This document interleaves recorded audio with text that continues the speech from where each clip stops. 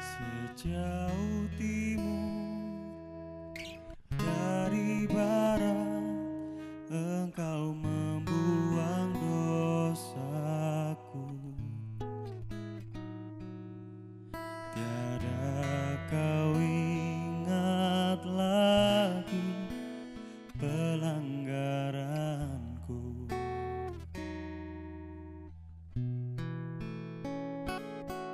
Jauh ke dalam tubir laut, kau melemparkan dosaku.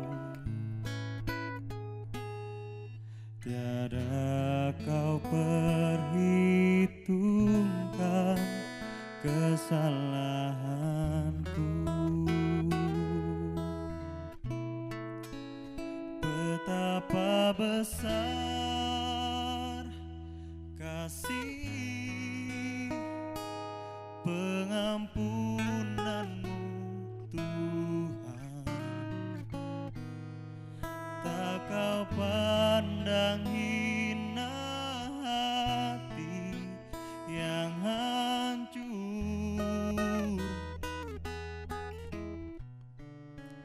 Ku berterima kasih kepadamu ya Tuhan. Pengampunan yang kau beri, pulihkanku.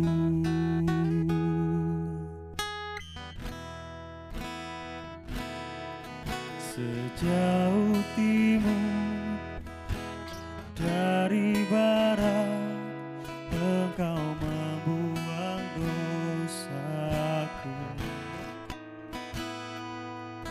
Tiada kau ingat lagi pelanggaranku.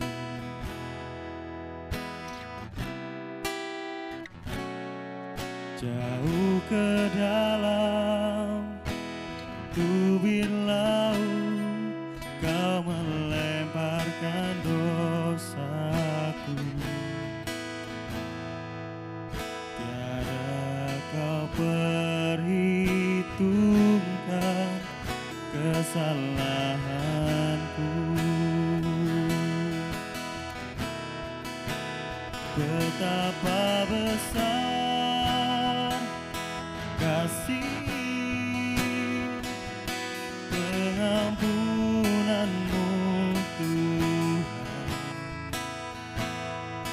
Tak kau pandang hina hati yang hancur. Ku berterima kasih kepadamu ya Tuhan. Pengampunan yang kau beri, pulihkanku.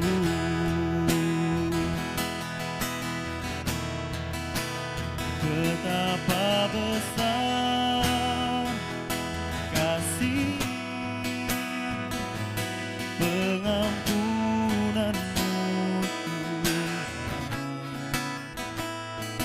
Tak kau pandang hina hati yang hancur. Ku berterima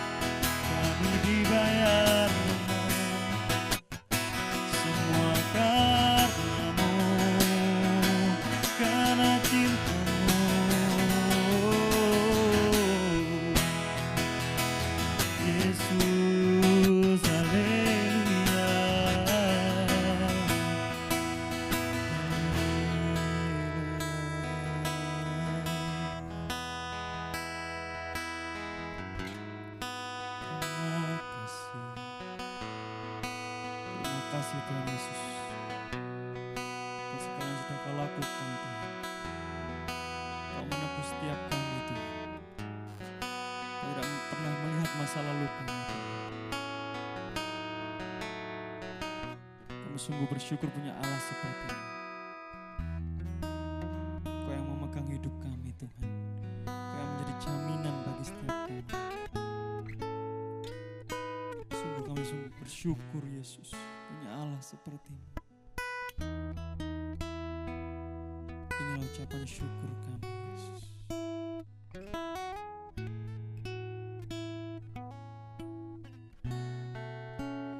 Betapa besar kasih pengampunan-Mu Tuhan. Tak Kau pandang hina hati yang hancur.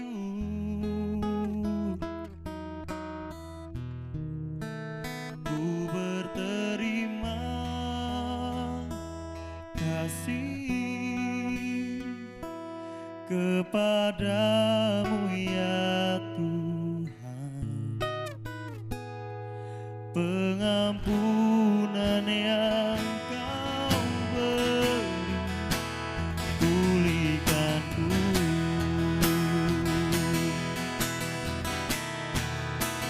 Betapa besar kasih pengampunan-Mu Tuhan. Tak Kau pandang hina hati yang hancur.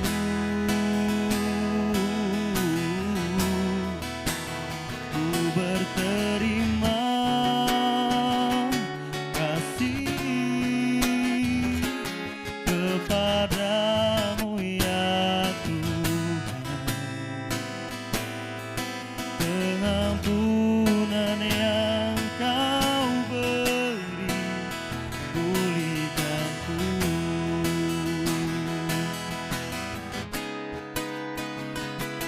Pengampunan yang Kau beri, pulihkanku.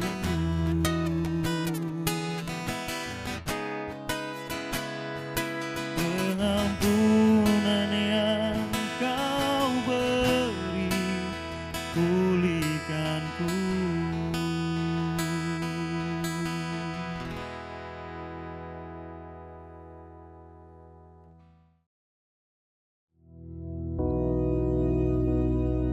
Bapa kami yang di surga, dikuduskanlah nama-Mu, datanglah kerajaan-Mu, jadilah kehendak-Mu di bumi seperti di surga.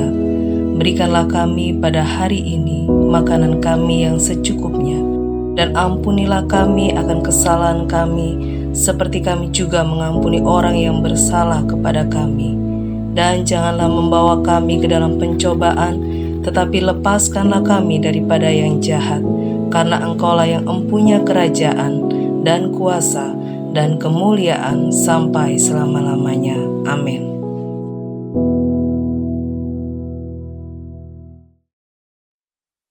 Shalom, selamat pagi Bapak Ibu Saudaraku yang terkasih.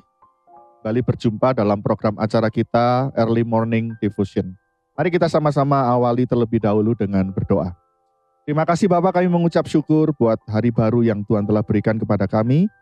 Dialah Tuhan, hari ini kami boleh berjalan dalam penyertaan Tuhan. Terima kasih buat segala kasih penyertaan Tuhan.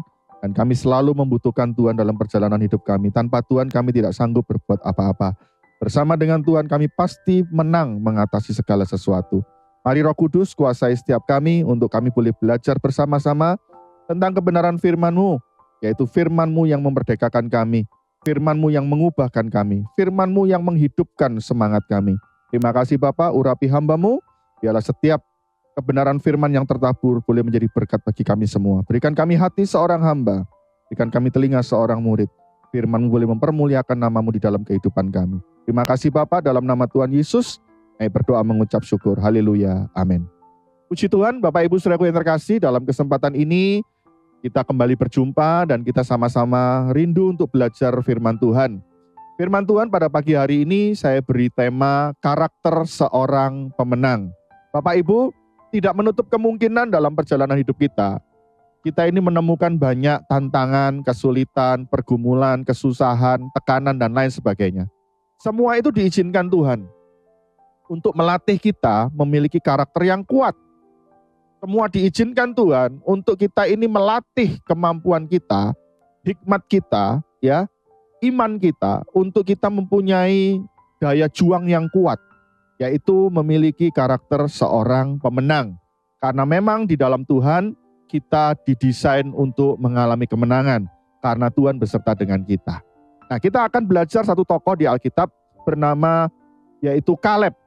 Kita melihat tokoh ini begitu luar biasa. Ya, kelihatannya namanya sederhana, tetapi kisah hidupnya ini penuh dengan inspirasi buat kita sekalian. Kita buka di dalam kitab Yosua pasal 14 ayat 10 sampai 12. Kitab Yosua pasal 14 ayat 10 sampai dengan ayat yang ke-12 saya bacakan. Jadi sekarang sesungguhnya Tuhan telah memelihara hidupku seperti yang dijanjikannya. Kini sudah 45 tahun lamanya sejak diucapkan Tuhan firman itu kepada Musa. Dan selama itu orang Israel mengembara di padang gurun. Jadi sekarang telah berumur 85 tahun aku hari ini. Pada waktu ini aku masih sama kuat seperti pada waktu aku disuruh Musa. Seperti kekuatanku pada waktu itu, demikianlah kekuatanku sekarang untuk berperang dan untuk keluar masuk. Oleh sebab itu berikanlah kepadaku pegunungan yang dijanjikan Tuhan pada waktu itu. Sebab engkau sendiri mendengar pada waktu itu bahwa di sana ada orang enak dengan kota-kota yang besar dan berkubu. Mungkin Tuhan menyertai aku sehingga aku menghalau mereka seperti yang difirmankan Tuhan. Amin. Bapak Ibu, kita melihat ucapan daripada Kaleb ketika dia berbicara kepada Yosua. Kita melihat tokoh Yosua dan Kaleb ini menjadi tokoh penting ketika Musa mengutus 12 pengintai untuk mengintai negeri Kanaan, negeri yang dijanjikan Tuhan. Sementara 10 orang daripada 12 pengintai ini mengucapkan kata-kata yang pesimis, kata-kata yang putus asa, kata-kata negatif. Tetapi 2 orang ini yaitu Yosua dan Kaleb, mereka mengucapkan kata-kata yang optimis, kata-kata yang positif, kata-kata yang penuh iman. Nah, ketika mereka sudah mengalahkan negeri Kanaan, mereka sudah masuk negeri Kanaan, itu mereka harus berhadapan dengan penghuni negeri Kanaan. Mereka harus mengambil wilayah-wilayah yang sudah ditentukan, maka mereka harus mengambilnya dengan cara merebutnya, berjuang. Nah, ketika itu sudah mulai dilakukan, maka Kaleb ini mulai berbicara kepada Yosua. Dia meminta satu tempat yang dia anggap itu paling enak, paling subur, paling tinggi, paling sejuk, tempat yang paling strategis, yaitu Hebron. Nah, sekarang kita melihat, ya, ternyata Kaleb ini dia berhasil menaklukkan Hebron. Dia bisa menghuni Hebron. Walaupun sebetulnya negeri Hebron ini atau wilayah Hebron ini adalah tempat yang paling sulit untuk ditaklukkan karena ada di puncak ketinggian, di atas bukit. Ya, dan di situ tempat yang paling nyaman, paling strategis, tetapi ada banyak raksasa di situ. Ada banyak orang-orang kuat di situ. Tapi Kaleb tidak pernah putus asa. Kaleb selalu percaya diri. Kaleb selalu optimis. Kaleb selalu punya pandangan yang positif. Walaupun di depan itu tantangannya berat. Nah, saudaraku, mari kita belajar bersama-sama tentang karakter Kaleb yang menjadikan inspirasi buat kita. Supaya kita memiliki karakter seorang pemenang. Yang pertama ayat 12. Ayat 12 berkata begini, saudaraku. Oleh sebab itu berikanlah kepadaku pegunungan yang dijanjikan Tuhan pada waktu itu. Sebab engkau sendiri mendengar pada waktu itu bahwa di sana ada orang-orang enak dengan kota-kota yang besar dan berkubu. Mungkin Tuhan menyertai aku sehingga aku menghalau mereka seperti yang difirmankan Tuhan. Ayat ini menunjukkan bahwa Kaleb berdiri pada janji firman Tuhan. Kaleb itu punya iman yang teguh. Dia tidak takut apapun yang terjadi. Dia pegang janji firman Tuhan. Bahwa dia akan mengalahkan orang Kanaan. Dia akan mengalahkan orang-orang penduduk kota Hebron. Walaupun dia tidak muda lagi, usianya sudah 85 tahun. tetapi imannya teguh. Ya, kalau kita baca di dalam kitab Bilangan, ya Bapak Ibu, Bilangan pasal 13 ayat 30, saya menemukan di sana kalimatnya Kaleb. Bilangan pasal 13 ayat yang ke-30. Kemudian Kaleb mencoba menenteramkan hati bangsa itu di hadapan Musa, katanya, tidak, kita akan maju dan menduduki negeri itu, sebab kita pasti akan mengalahkannya. Imannya teguh. Dia mengucapkan kepada bangsa Israel, jangan takut menghadapi penduduk Kanaan, termasuk penduduk Hebron. Kita akan mengalahkannya. Ya, punya kekuatan iman yang teguh. Kaleb fokus pada janji Tuhan.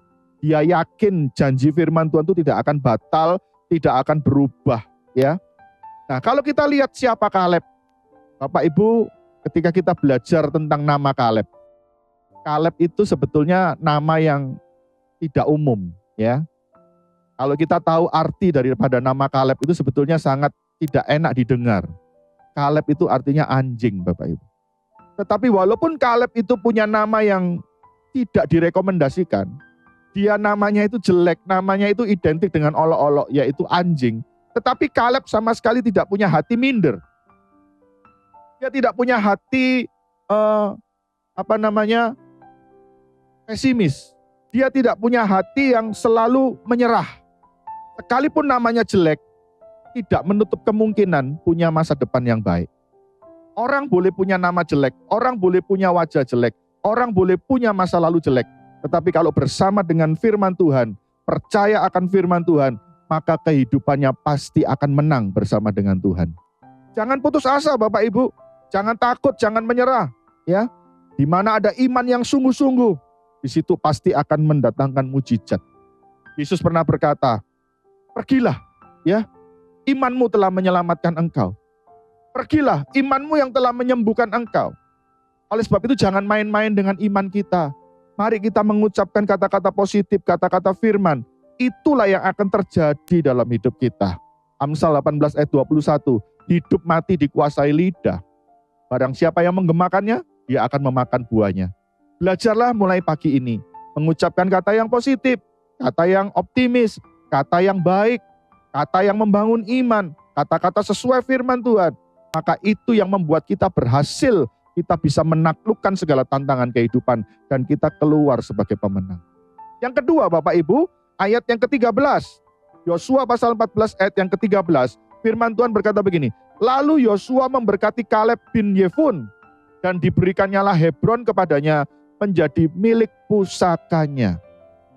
Yosua itu teman perjuangannya Kaleb. Satu rating, satu level. Ya, satu angkatan. Tetapi dikatakan Alkitab Yosua itu memberkati Kaleb. Kenapa? Karena Yosua lah yang dipilih oleh Musa untuk menggantikan posisi pemimpin. Ditunjuk oleh Musa. Ya. Di sini membuktikan antara Kaleb dan Yosua ini sama-sama satu umuran, satu level. Satu rating. Tetapi Kaleb tidak pernah ada rasa iri dengki ketika sahabatnya Yosua ini dipilih Musa untuk jadi pemimpin Israel. Kaleb tidak sirik, Kaleb tidak marah, Kaleb tidak antipati dengan Yosua. Dia diberkati oleh Yosua, dia menundukkan diri. Dia mau menerima kenyataan bahwa sahabatnya ini jadi pemimpin. Dia bisa bersuka cita ketika melihat temannya ini sukses, temannya diangkat, temannya dipromosikan. Kaleb tidak dengki, tidak iri. Di sini kita melihat karakter seorang pemenang, yaitu punya jiwa besar, hatinya lapang Bapak Ibu. Melihat orang lain sukses, dia ikut senang. Lihat orang lain susah, dia ikut susah. Itu karakter seorang pemenang. Ya, dia tetap menghormati keputusan Musa untuk memilih Yosua, dan dia juga menghormati posisi Yosua. Dia mendukung Yosua, sahabatnya itu. Dan dia rela dirinya diberkati oleh Yosua yang umurnya masih sama dengan Kaleb. Bapak Ibu, mari kita jauhkan segala sifat iri hati. Sifat manusia paling jelek adalah iri hati. Bahkan firman Tuhan, orang yang iri hati itu akan membusukkan tulang. Orang yang iri hati akan menuai penyakit. Amsal 14 ayat yang ke-30. Saya tunjukkan Bapak Ibu, Amsal pasal 14 ayat yang ke-30. Hati yang tenang menyegarkan tubuh, tetapi iri hati membusukkan tulang. Wow, luar biasa. Ya. Dan saya ingat satu ayat di dalam Roma pasal 12 ayat 15. Menangislah dengan orang yang menangis, tertawalah dengan orang yang tertawa. Ya. Kalau menangis dengan orang menangis itu gampang Bapak Ibu. Kita nonton drama Korea saja, ceritanya sedih, kita ikut meneteskan air mata. Kita ikut mengusap air mata kita dengan tisu. Gara-gara drama Korea modal tisu Bapak Ibu. Padahal kita nggak kenal sama tokoh yang memerankan di dalam film drama Korea itu. Kalau menangis dengan orang menangis gampang. Nggak usah jadi Kristen, nggak usah percaya Yesus pun. Orang punya rasa simpati, empati, bisa ikut susah, bisa ikut sedih. Bisa ikut merasakan. Tetapi justru yang paling sulit adalah tertawa dengan orang tertawa. Bagaimana ketika kita melihat saudara kandung kita sukses, teman gereja kita sukses, kita melihat pendeta lain sukses, gereja lain maju, bagaimana dengan hati kita? Melihat orang lain dipromosikan, seringkali kita merasa nggak nyaman dengan keberhasilan orang. Itu iri dengki. Dan orang yang iri dengki adalah orang yang hatinya kecil. Kalau hatinya kecil, wadahnya kecil, berkatnya juga kecil. Tuhan itu ingin kita punya jiwa besar. Kalau jiwanya besar, hatinya besar, berkat Tuhan juga pasti besar. Kaleb itu diberkati bisa berhasil meraih Hebron. Karena dia punya hati yang besar. Dia mendapat berkat yang besar. Hebron adalah kota terbaik di Kanaan. Saudaraku yang terkasih, yang ketiga kita lihat karakternya daripada Kaleb. Yosua 14 ayat yang ke-10b. Kita lihat di dalam Yosua pasal 14 ayat yang ke-10 bagian B, lalu dilanjutkan ayat yang ke-11. Ya. Ini sudah 45 tahun lamanya sejak diucapkan Tuhan firman itu kepada Musa, dan selama itu orang Israel mengembara di padang gurun. Jadi sekarang telah berumur 85 tahun aku hari ini. Ternyata sudah umur 85 tahun. Tapi semangat perangnya, semangat perjuangannya masih ada. Yang ketiga, karakter pemenang dari seorang Kaleb. Dia punya semangat yang tinggi. Dia punya roh menyala-nyala. Dia mengiring Tuhan, percaya kepada Tuhan, bukan cuma pasif, tetapi dia semangat. Ya, dia masih punya impian, dia masih punya target, dia masih punya tujuan goalnya itu. Dia ingin meraih Hebron, walaupun sudah tua. Tua itu cuma umur, tapi semangat harus tetap muda, Bapak Ibu. Ya, seseorang dapat memiliki semangat yang tinggi karena dia memiliki tujuan, target. Ya.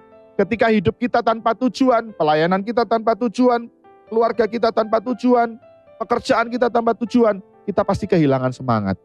Apa yang membuat kita tetap bersemangat? Kalau kita selalu tertuju kepada tujuan yang akan kita capai. Bapak Ibu, ketika kita belajar mengendarai sepeda roda 2, kita bisa berhasil berjalan terus, mencapai tujuan. Kita punya kekuatan terus, karena kita melihat garis finish. Coba orang itu ketika berhenti mengayuh pedal sepeda, maka dia nggak akan pernah bisa mencapai tujuan. Maka itu tetap milikilah tujuan. Tujuan kita adalah sorga. Tujuan kita adalah hidup kekal. Tujuan kita adalah mahkota kehidupan. Karena yang di dunia ini semua fana. Kita akan menerima negeri yang dijanjikan Tuhan. Oleh sebab itu kalau kita melihat kepada sorga, melihat kepada kita rumah Bapa di sorga, itu yang membuat kita semangat. Ya, semangat mengiring Tuhan. Di dunia ini gak ada apa-apanya dibandingkan dengan janji Tuhan tentang sorga buat kita sekalian. Ayo Bapak Ibu kita semangat. Ya. Yang keempat, yang terakhir ayat 14. Ayat 14 berkata demikian, Yosua 14 ayat 14.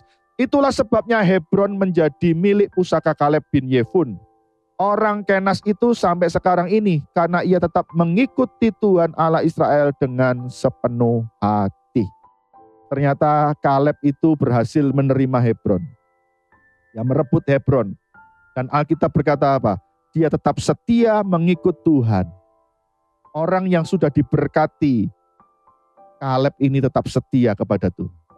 Banyak orang setia kepada Tuhan itu ketika belum diberkati, ketika belum menang, ketika masih susah, masih menderita. Oh setia, oh sungguh-sungguh, oh cinta. Oh, taat firman. Tetapi ketika diberkati, sukses, mulai punya fasilitas, nyaman, mulai berubah tidak setia. Bapak Ibu, apa itu setia? Setia itu artinya ada awal, tiada akhir. Kita mengiring Tuhan ada awal, tetapi kita mengiring Tuhan tidak pernah ada akhir. Sekali Yesus sampai mati tetap Yesus. Sekali Yesus sampai akhir hidup kita tetap setia kepada Yesus. Di balik kesetiaan itu ada upah yang besar, ya. Ada kemuliaan Tuhan yang luar biasa. Ayo kita tetap setia. Setia dalam pekerjaan kita, setia dengan pasangan kita, setia dengan pelayanan kita. Semua itu tidak pernah sia-sia, ya. Orang yang setia sangat berharga di mata Tuhan. Bapak Ibu, hari ini kita belajar ada 4 karakter seorang pemenang. Yang pertama, beriman teguh. Yang kedua, berjiwa besar. Yang ketiga, semangat yang tinggi, menyala-nyala. Yang keempat, tetap setia kepada Tuhan. Dan Tuhan pasti memberkati kita kalau kita punya karakter seorang pemenang. Tuhan pasti mengangkat kita kalau kita sungguh-sungguh melakukan firman Tuhan. Tuhan memberkati. Mari kita berdoa bersama-sama. Terima kasih Tuhan buat kesempatan pagi hari ini. Lewat kebenaran firman-Mu, kami boleh sungguh-sungguh merenungkan teladan Kaleb. Kami mau mengalami kemenangan. Sebelum kami boleh menang, kami boleh memiliki karakter seorang pemenang. Melewati segala tantangan, pergumulan, masalah, itu melatih kami untuk punya karakter yang kuat, karakter yang tangguh, karakter yang hebat untuk kami pada akhirnya meraih kemenangan. Tuhan tolong setiap jemaat-Mu, setiap kami yang mendengar program acara pagi hari ini, apapun tantangan pergumulan kami, tidak ada hal yang sulit yang Tuhan tidak bisa kerjakan. Asal kami berjalan bersama dengan Tuhan, dengar-dengaran, ikut firman Tuhan, kami pasti akan keluar sebagai pemenang. Dan buah yang paling indah bukan kemenangan. Yang buah paling indah adalah karakter kami terbentuk menjadi karakter seorang pemenang. Terima kasih Tuhan, berkati semua aktivitas kami hari ini. Apapun yang kami kerjakan dibuat berhasil oleh Tuhan. Apapun yang kami pergumulkan, Tuhan bela semuanya. Terima kasih Bapa, menteraikan firman-Mu dalam hati kami. Beri kami kuasa untuk melakukannya. Dalam nama Tuhan Yesus, kami berdoa mengucap syukur. Haleluya. Amin. Selamat pagi. Tuhan memberkati. Amin. Haleluya.